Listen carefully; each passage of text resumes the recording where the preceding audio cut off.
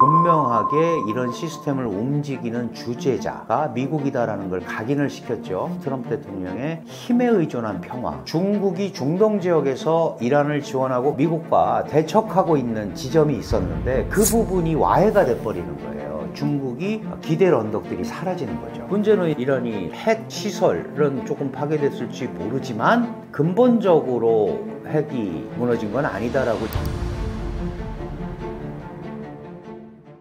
네, 안녕하세요. 저는 한국외국어대학교에서 중국 국제정치를 공부하고 있는 강준영이라고 합니다.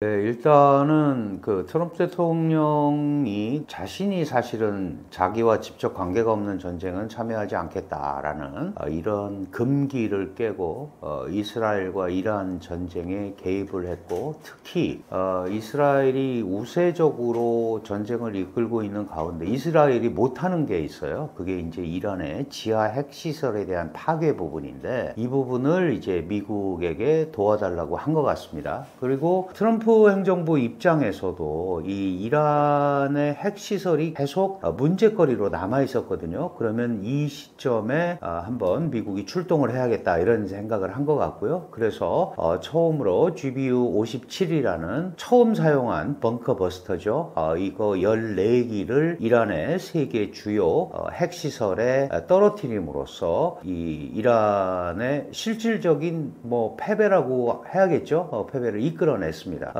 당연히 그걸 하고 나서 이제 우리가 이란의 레짐 체인지, 그러니까 정권 교체까지 원하는 건 아니고 우리는 여기까지다 라고 얘기를 했고, 이제 이란이 12시간 휴전을 하고 이스라엘이 따라서 12시간 휴전을 하면 양국은 이제 휴전에 들어갈 것이다. 물론 이제 그 이후에도 미사일 반격전이 양측에 있었어요. 그러나 전체적으로 이란 이스라엘 전쟁은 더 이상 확산하지 않는 분위기로 가는 그런 상황을 맞이하게 된 겁니다. 결국 이스라엘은 이란의 핵시설 파괴, 실질적으로 어느 정도 파괴가 됐고 정말 핵 불능이 됐는지는 알 수는 없습니다. 아직까지는.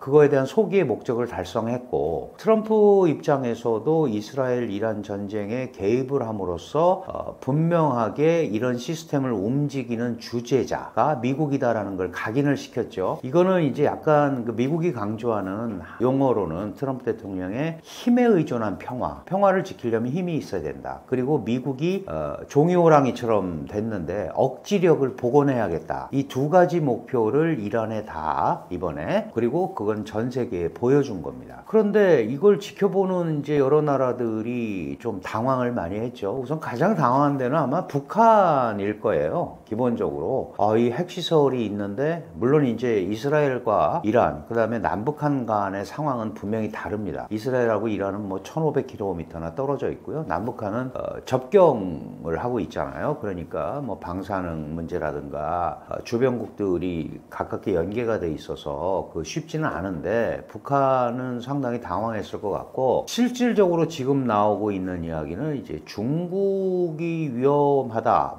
이제 이런 얘기가 나오는데, 실질적인 위험보다도 이란은 사실 핵 개발을 하면서 제재를 받고 있죠. 특히 미국한테. 이란은 세계적인 산유국입니다. 3, 4위권의 매장량을 가지고 있는 산유국인데, 해외로 수출을 못하니까 주로 이란의 석유를 중국이 한 90%를 사주고 있죠. 하루에 한 170만 배럴 정도 수출을 하는데, 그 중에 한 150만 배럴을 중국이 사고 있습니다. 그리고 그것도 국제 가격보다 3달러 내지 5달러 정도 싼 가격에 사고 있죠. 그러면 최대 에너지 수입국인 중국 입장에서는 우선 에너지 수급에 문제가 생길 수밖에 없는 거고요. 또 하나는 중국은 중동 지역에서의 자신들의 영향력 확대, 그리고 중재자로서의 역할, 이런 것들을 굉장히 강조를 합니다. 아시다시피 중동은 수니파, 시아파로 갈라져 있고요. 이 소위 수니파의 맹주가 사우디아라비아거든요. 이 사우디아라비아가 이스라엘하고 좀 가까워지려고 하고, 또 소위 미국이라는 큰 틀 안에서 같이 움직이잖아요. 그러면은 사우디아라비아의 라이벌이라고 할 수 있는 이란이 이거를 그냥 놔둘 수가 없는 거죠. 그러면 중동 지역이 이스라엘, 그다음에 사우디아라비아 이런 쪽에 의해서 주재가 된단 말이죠. 그래서 이란이 지원하는 하마스가 이스라엘을 공격을 해서 이스라엘과 하마스 간에 전쟁이 난 겁니다. 그게 이제 잘 아시는 가자 지구란 말이죠. 그런데 이 하마스가 도저히 버틸 수가 없고 그 배후인 레바논의 헤즈볼라, 그 뒤에는 이란입니다. 그러니까 이런 일군의 흐름들이 지금 사실은 이제 붕괴가 되고 있는 그런 상황인 거죠. 그렇다면 중국이 중동 지역에서 이란을 지원하고 그런 곳들을 지원하면서 뭔가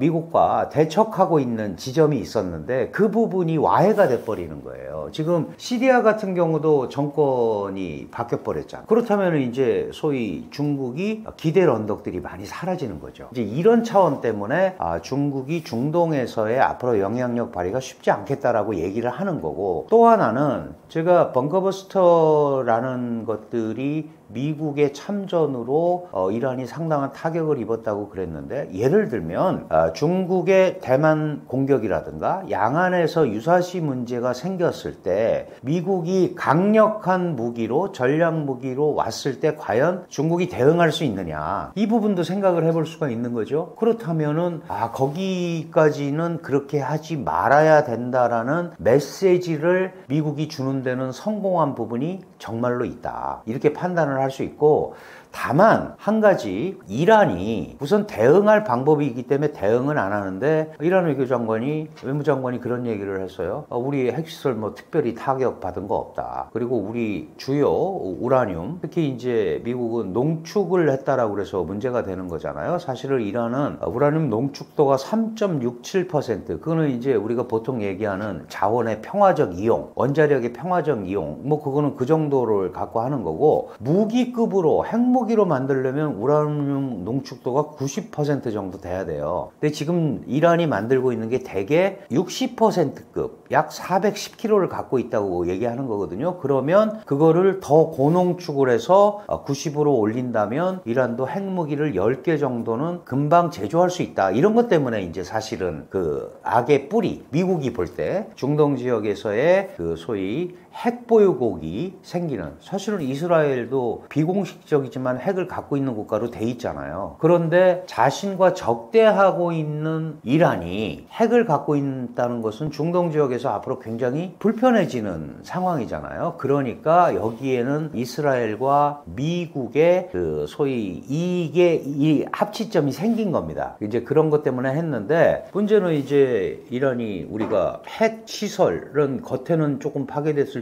모르지만 근본적으로 핵이 무너진 건 아니다라고 얘기를 하니까 그건 우리가 좀 더 지켜봐야 돼요. 그러니까 이런 전반적인 상황을 보면 미국이 이렇게 국제사회의 우려 뭐 이런 거를 무릅쓰고 이란과 이스라엘 전쟁에 개입을 하고, 특히 미 의회의 승인도 받지 않았습니다. 이건 다른 나라 전쟁에 참여하려면 해야 되잖아요. 근데 승인도 받지 않고, 물론 미국은 이제 사후에 보고하는 제도가 있어요.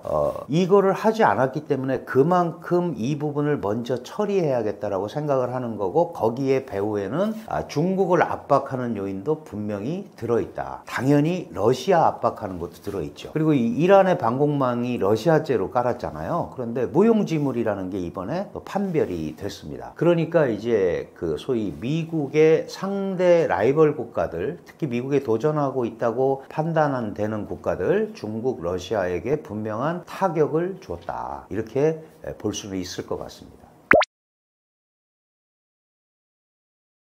이제 이란은 반격 수단이 없습니다. 사실은 일부 미사일밖에 없고, 반격 수단이 없기 때문에 이 전쟁 자체가 확전되기는 어려운데, 이제 이란 앞에 바다가 호르무즈 해협이라는 데예요. 전 세계 원유가 20%가 출발을 하는 데인데, 물론 이 호르무즈 해협을 이란이 완전히 다 장악을 하고 있지는 못합니다. 일부는 이제 오만에 관할 수역이기 때문에 이걸 만약에 봉쇄를 하거나 이러면 이제 미국이 이란에 대한 재공격을 시도할 수 있는 빌미를 줄 수 있어요. 그런데 그게 과연 이란한테 그게 크게 실익이 있느냐? 그건 별로 없을 거란 말이죠. 그렇기 때문에 이제 더 이상 확전이 되기는 어려운 구조다. 그렇다면 결국은 이제 협상에 나와야 되고 이란이 뭐 핵을 포기하거나 뭐 이런 정도의 흐름이 나오지 않는다면 지금 상태에서의 대치 관계가 지속이 될 수밖에 없는 상황이고, 아마도 미국이나 서방 세계는 그런 생각을 하는 것 같아요. 이란은 지금 신정 체제입니다. 그러니까 종교 지도자들이 정치도 움직이는 체제인데,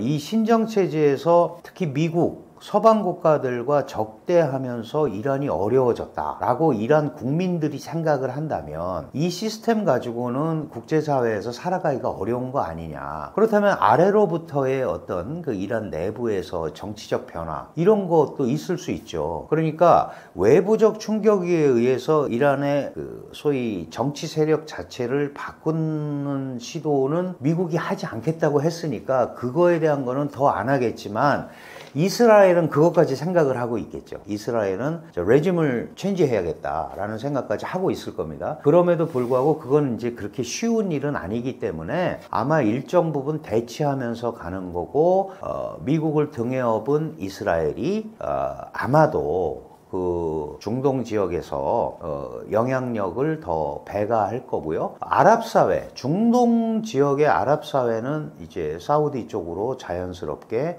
더 모여질 수밖에 없는 이런 구조가 될 거다. 지난번에 트럼프 대통령이 중동 순방했잖아요. 뭐 사우디가 가지고 뭐 수천만 불의 이익을 올렸다, 그런 얘기 많이 들어보셨죠? 그런 것들이 사실은 이게 다 연계되어 있는 구조에서 움직이는 거다, 이렇게 이해를 하시면 됩니다.